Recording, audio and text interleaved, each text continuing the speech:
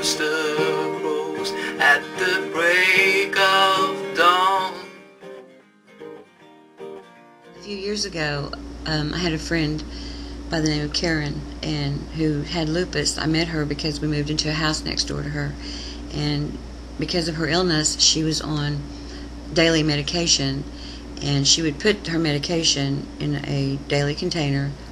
And I as well was on medication for rheumatoid arthritis, of which I no longer have.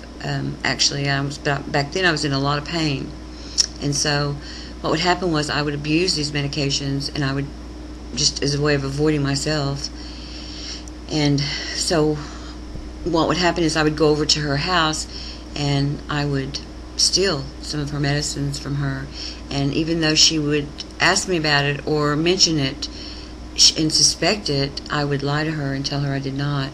And it's interesting because in looking at these points, I realized that I don't even have real good clarity about myself within those moments, because I was so in my head, or I was so within the energetic experience of myself of either coming down off of medicine or the nervousness energy within it, knowing that I was going to go over there and steal from her. And instead of hearing myself within what I was doing, I did not allow myself to face myself, and so I continued stealing from her for a number of years. After hearing a video called Real Guts Humanity Lifestyle Experiment Project Humanity by Bernard Pullman, I already knew that I had to face this point and walk through. And so after hearing this video, I knew that this point is here for me to walk through in this moment now. And so that is what the following conversation is. I just called to see if you had just a moment. Yeah. I've been facing some lies of my past. And so I'm calling to ask you for your forgiveness about, just calling to ask for your forgiveness. What, honey? A few years ago, whenever you accused me of stealing some medicine from you, well, the fact is I lied to you because I had stolen some medicine from you. Well, honey, of course I forgive you. It's kind of interesting that I don't hardly even remember some of the specifics. I remember. There's paper in my bedroom. And you came in to go to the bathroom. That's when I lived on 31st Street. And I remember that, honey. But no, honey, let the past go. What I'm realizing, Karen, is in every moment where I'm challenged, even when I'm facing my past lies, there's always a gift. Because in self-forgiveness, I have found the gift, and the gift reverses me, I guess, so to speak. So self-honesty sets me free. And I know that I had never, you were never unkind to me, and there was never a reason for me to ever abuse you in that way. And it's a form of self-abuse, but it's like my self-abuse was just flattering onto everyone else. And I forgive myself for this, but within that I have to be honest and tell you how deceitful I was. And, all those times that I said that I couldn't trust you, what was happening was I really wasn't trusting myself. And know that I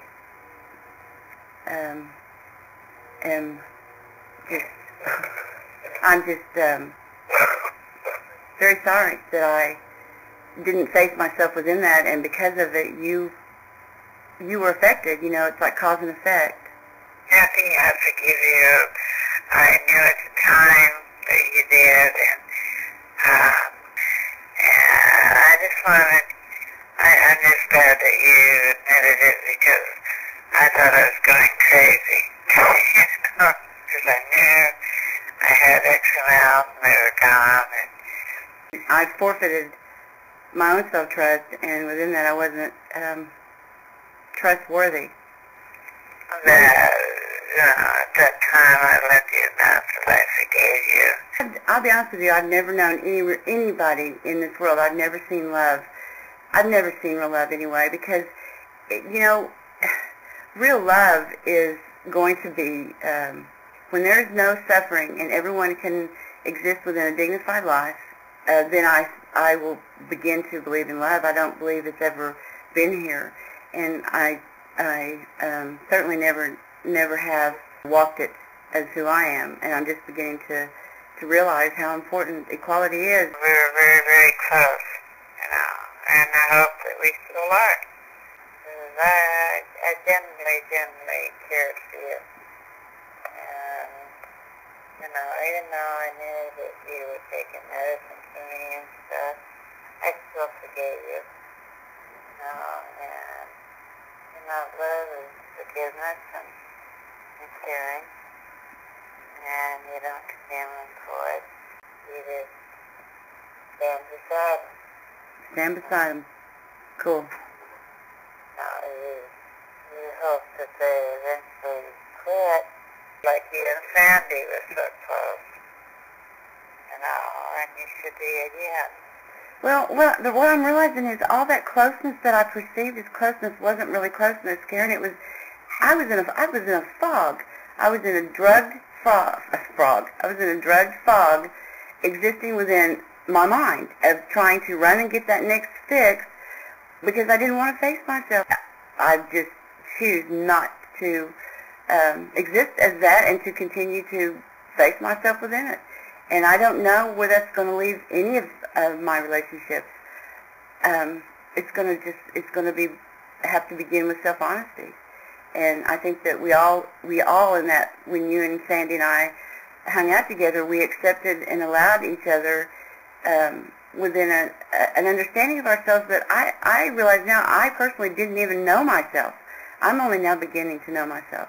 I don't know how any relationships can, I believe you can begin in this moment and strive to exist within a friendship in self-honesty.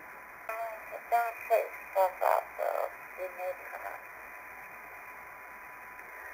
You do. They come in handy, believe me. When you're stuck at home, like I am, 24/7, and can't walk anymore, and you're in a wheelchair, or you can't get up, and friends mean a lot. They mean a lot. When they come and visit you, it's just like a Christmas gift. If you can understand what I'm saying.